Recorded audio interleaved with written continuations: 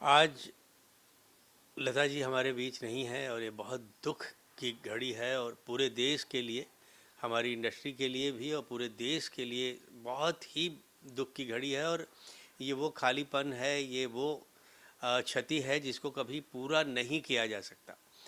लता मंगेशकर एक ही थी, एक ही हैं और एक ही रहेंगी। उनके जैसा न कोई दूसरा पैदा हुआ, न दूसरा कोई होगा। वो आज हमारे बीच नहीं है, मगर उनके द्वारा किया गया काम, उनके द्वारा उनकी जो बातें हैं, उन्होंने जो सीख हम लोगों को दी है, उससे हम हमेशा प्रेरित होती रहेंगे और कुछ न कुछ उसे सीख के आगे बढ़ते रहेंगे। आने वाली पीढ़ी को उनसे सबक सीखना चाहिए, उनसे सीखना चाहिए कि एक महान सिंगर बनने के लिए, एक महान व्यक्तित्व अपने आप में लाने के लिए क्या क्या करना चाहिए।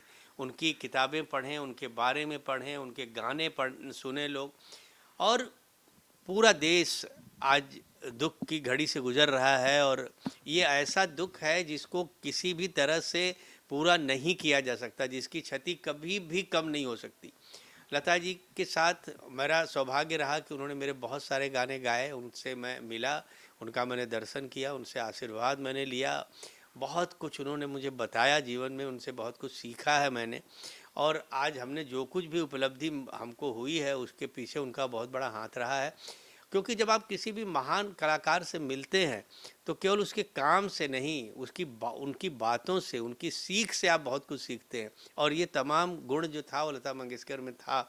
वो जब भी अपने किसी करीबी से मिलती थी तो उनसे, वो एक ग्रेट फिलासफर थी, वो एक, उनको जीवन में एक कमाल की ह्यूमन बीइंग थी। लोगों के बारे में आज तक आखिरी दम तक जो नए सिंगर, चाहे वो इंडियन आइडल के हों, सारेगामा के हों, उनके बारे में सुनती थी, उनकी तारीफ़ करती थी। कभी भी उन्होंने ये सोचा ही नहीं कि उनसे बड़ा कोई दुनिया में नहीं है। वो हमेशा अपने आप को छोटा करके ही दिखाती थी, यही उनकी महानता थी।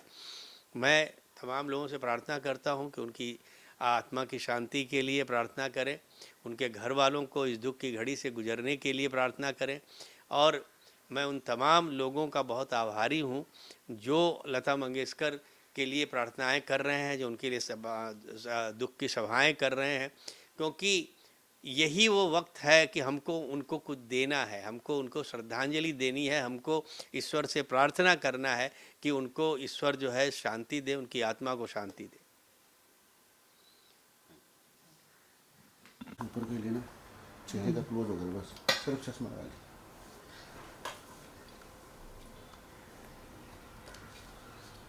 ये तो बहुत बड़ी हानि हुई है सब। अरे बहुत बहुत बड़ा राष्ट्रीय हानि है। लोग इस वक्त पूरा देश देखते हैं, प्रधानमंत्री तक आ रहे हैं, अब इसी से अंदाज़ा लगा लो।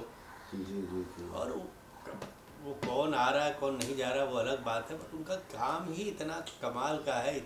इतनी बड़ी इनिंग उन्होंने खेली है, इतना काम किया है कि वो देश के लिए एक बहुत बड़ी बात है। उनको सम्मान मिलना, सम्मान के लिए सम्मान की बात है। उनको तो मिलना ही चाहिए था जो कुछ उनको मिला।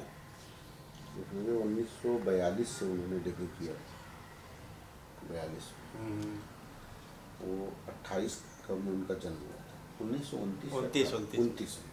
क्योंकि मेरे पिताजी 30 में पैदा हुए थे। अच्छा। वो 29 में हुई है, 13 साल की उम्र से।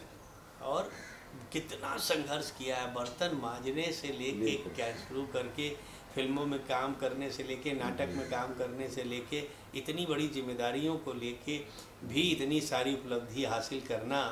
आप सोचिए उन्होंने कितनी मेहनत की होगी, कितनी साधना की होगी इस काम के लिए।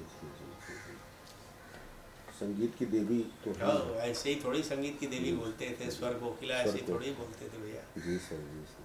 चलो, थैंक यू।